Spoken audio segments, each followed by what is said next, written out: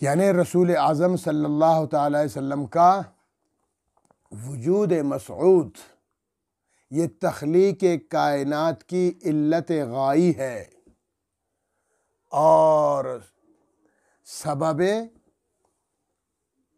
وجود ہے۔ لولا، اس ایک حدیث میں ہے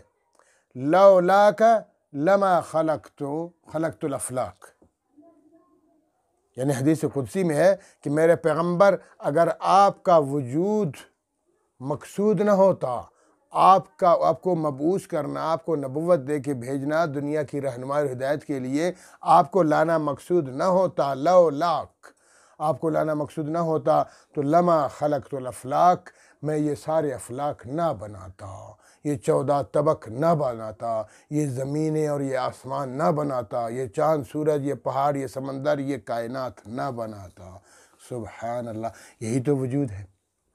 آپ صلی اللہ علیہ وسلم کی برکت ہے،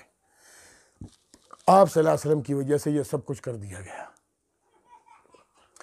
اسی طرح قاضی عیاض رحمہ اللہ فرماتے ہیں کہ دیکھو ہر چیز کا ایک وجود ہوتا ہے اور ایک اس کی روح ہوتی ہے۔ دیکھو انسان کو، ایک تو اس کا جسم ہوتا ہے اور جسم کے ساتھ ساتھ اس کی روح ہوتی ہے۔ یہ جسم اس وقت تک کام کرتا رہتا ہے جب تک اس کے اندر روح موجود ہے، جب روح نکل جاتی ہے تو جسم ناکارہ ہو جاتا ہے۔ اسی طرح یہی حال ہے اس کائنات کا بھی۔ قاضی عیاض فرماتے ہیں یہ پوری کائنات کا یہ جسم ہے، کہیں زمین ہے، کہیں آسمان ہے، کہیں سورج ہے، کہیں چاند ہے، کہیں تارے ہیں، کہیں درخت ہیں، کہیں دریا ہے، کہیں پہاڑ ہے، یہ وجود ہے اس کا، کائنات کا جسم ہے اس کا، اور اس کی روح ہے محمد صلی اللہ تعالی علیہ وسلم کی ذات علی، ذات بابرکات، وہ روح ہے۔ تو پھر اس پر سوال بنتا ہے کہ آپ صلی اللہ علیہ وسلم تو ابھی آئے، ابھی 1450 سال پہلے تشریف لائے، اس سے پہلے تو نہیں تھے، تو یہ اس کا جواب بھی ملتا ہے۔ اس کا جواب ہے کہ اللہ کے رسول صلی اللہ تعالی وسلم خود فرماتے ہیں کہ اول ما خلق اللہ نوری، اول ما خلق اللہ نوری، سب سے پہلے اللہ نے میرا نور پیدا فرمایا، پھر اس کائنات کو پیدا فرمایا،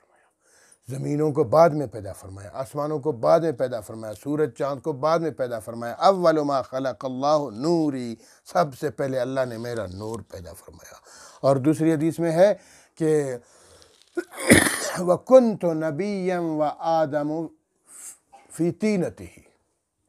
میں اس وقت بھی نبی تھا جب آدم علیہ السلام اپنی مٹی کی